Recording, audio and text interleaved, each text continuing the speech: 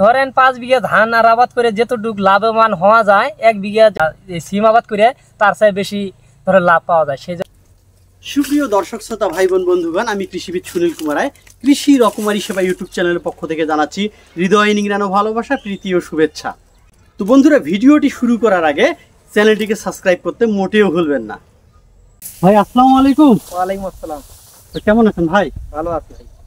তো ভাই, দর্শকদের উদ্দেশ্যে যদি আপনার পরিচয়টা একটু দিতেন। এই আমার নাম মোহাম্মদ বেলাল হোসেন, এটা কাওয়া খাল ধরে, মানে এটা হচ্ছে পঞ্চগড় জেলা বোদা থানা তো নাকি? হ্যাঁ, মারেয়া ইউনিয়ন। মারেয়া ইউনিয়ন, তার মানে বোদা থানার মারেয়া ইউনিয়ন। গ্রামটার নাম কি বলে? কাউয়া খাল। হ্যাঁ, কাওয়া। আপনি এটা কি সিম লাগাইছেন? এটা 40-80। 40-80। এটা আসলে লাগায় কোন সময়? এটা আষাঢ় মাসের শেষে লাগায়, কেউ মানে জ্যৈষ্ঠ মাসে লাগায়। আচ্ছা, আষাঢ় মাসের শেষে কিংবা জ্যৈষ্ঠ মাসের পহেলায়। আচ্ছা, আর একটা জিনিস জানার ছিল, এই সিমটা আসলে ধরে কোন সময়? এই সিমটা ধরবে ধরেন এই আশ্বিন মাসের শেষে। আশ্বিন মাসের এই সিমটা আছে আশ্বিন মাসের শেষে। বর্তমান ধরে হালকা। আচ্ছা, বেশি ফলন হবে না বর্তমান আবার দামের দিক দিয়ে বেশি। এখন বর্তমান কেজি কত? 160 টাকা বর্তমান কেজি। 160 টাকা। তার মানে শীত একটু ভাব, একটু আকাশে শীত অথবা কুয়াশার ভাব হলেই মানে সিম ফলা শুরু করে, তাই তো? আসলে যদি ঠিকভাবে ফলে মোটামুটি বিঘা প্রতি কিরকম টাকা পাওয়া যায়, আয় করা যায়? মোটামুটি ধরুন 1.5 থেকে 2 লাখ টাকা পর্যন্ত বিক্রি হয়। বিঘা 1.5 থেকে 2 লাখ টাকা বিক্রি হয়। খরচ আসলে কিরকম হয়? মোটামুটি ধরেন বিঘা 30-40 হাজার টাকা খরচ হয় টোটালের উপর। সবকিছু মিলেই এই 30,000 টাকার মতো, 30-40 হাজার টাকা, 40,000 টাকা ধরলাম খরচ হয়। তার মানে সিম বলা চলে লাভজনক একটা আবাদ। হ্যাঁ, আসলে সিমের সমস্যাগুলো কি কি হয়?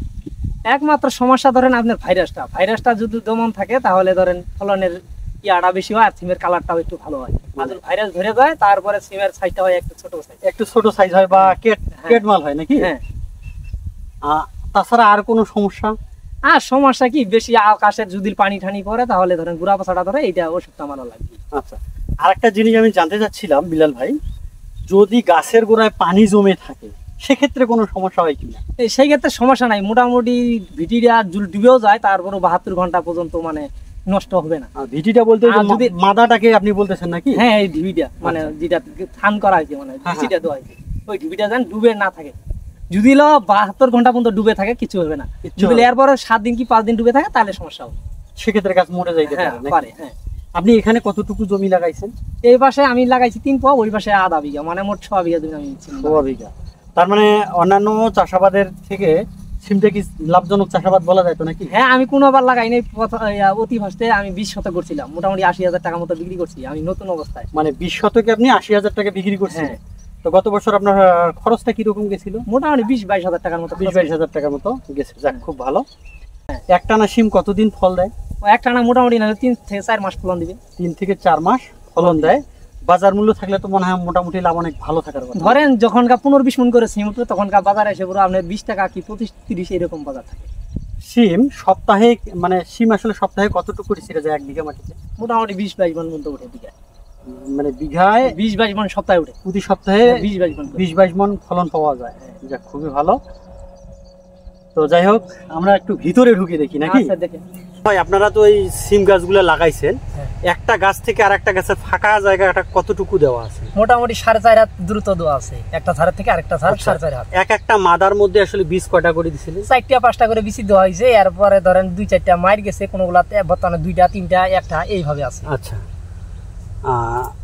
এর কি বিশেষ করে 2-1টা গাছ দেখতেছি যে মরতেছে, আসলে এটা কি কারণে মরতেছে? এটা ঘোড়া পচার কারণে মারা গেছে।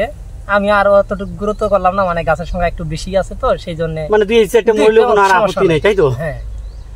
তো গাছ কি আপনারা কি একটা করে রাখবেন নাকি আবার কিছু গাছ কেটে দেবেন? যেখানে 3টা আছে ওইখানে থেকে একটা করে কাটে দিব, মানে জাংলা একটু বেশি ভরে গেছে তো সেই জন্য। মানে অতিরিক্ত ঝোপালো হইলে আপনারা কেটে দেন, তাই তো? ফলে কম। তো যাই হোক, মোটামুটি এখানে আপনারা তো ভাই, আপনি এই সিম বাদে আর কোনো ফসল চাষাবাদ করেন? হ্যাঁ, আমি আরো অনেক কিছু আবাদ করি। লাউ করা হয়েছে, একটু বাগুন করা হয়েছে, এইভাবে। লাউ করছেন, বেগুন করছেন, তার মানে মোটামুটি আপনারা ধানের পাশাপাশি লাউ করেন, বেগুন করেন, সিম করেন, শাক পাতারি করা, তার মানে সবজিটাই আপনারা বেশি করেন নাকি? তো ভাই, আপনারা কি আসলে এখানকার স্থানীয়? এইখানের স্থানীয়। আমার আব্বা ছিল জামালপুরে, আমার জন্মস্থান এইখানেই। মানে আপনাদের জন্মস্থান হচ্ছে এই পঞ্চগড়ের বোদায়? হ্যাঁ। তার মানে আপনাদের যে বাবারা ছিলেন তারা হচ্ছে জামালপুরে কোন থানা ভাই? সরিষাবাড়ি থানায় থাকে। সরিষাবাড়ি। তো তারা আসার এখানে কতদিন হইলো? অনেক দিন, মোটামুটি নাইলেও 50-60 বছর আগে। 50-60 বছর আগে, তার মানে অনেক আগে এসেছে। তো একটা জিনিস চিন্তা করছেন কি, আজকে কিন্তু এই যে পঞ্চগড়ের যতটুকু উন্নতি হয়েছে সেটা কিন্তু এই পঞ্চগড়ের লোকেরা যতটুকু অবদান রাখছে, সব থেকে উন্নয়নের পিছনে অবদান কিন্তু বাহিরের লোকেরা। এই পঞ্চগড়ের যে জমিগুলা আপনাদের বাবারা যখন আসছিল তখনকার এই জমিগুলো বিঘা কত করে ছিল তখনকার? ভাই আমার মুরব্বীরা শুনছি যে 1000 টাকা বিঘা বলে জমি কিনে নিয়েছে এরা। আচ্ছা, মানে তখনকার জমির মূল্য কিন্তু অনেক কম ছিল। এই পঞ্চগড়ের জমির কিন্তু দাম অনেক কম ছিল। আজকে দেখেন পঞ্চগড়ের জমিতে সোনা ফলে, তাই নয় কি? এটা সম্পূর্ণ অবদান কিন্তু আপনাদের। তো যাই হোক, আমার খুব ভালো লাগলো একটা জিনিস যে আপনাদের এই এলাকাটা বেশ কয়েকটা কিন্তু আমি সিমের ক্ষেত দেখতে পাইলাম। তার মানে এই এলাকাটায় ধানের পাশাপাশি সবজিটা মনে হয় প্রধান ফসল হিসেবে আছে। তো ভাই, দর্শকদের উদ্দেশ্যে আপনারা যদি কিছু মূল্যবান মতামত দিতেন সবজি চাষের ব্যাপারে।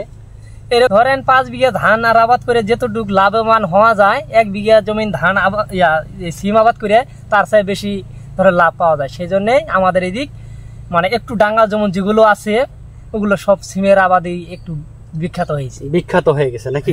তো দর্শক বন্ধুরা, বিল্লাল ভাইয়ের কথা অনুপাতে যে 5 বিঘা জমিতে ধান চাষাবাদ করে আমরা যতটুকু লাভ পাই, এই 1 বিঘা সিম চাষাবাদ করলে কিন্তু সেই পরিমাণ বা তার থেকে বেশি পরিমাণ হলো লাভ পাওয়া যায়।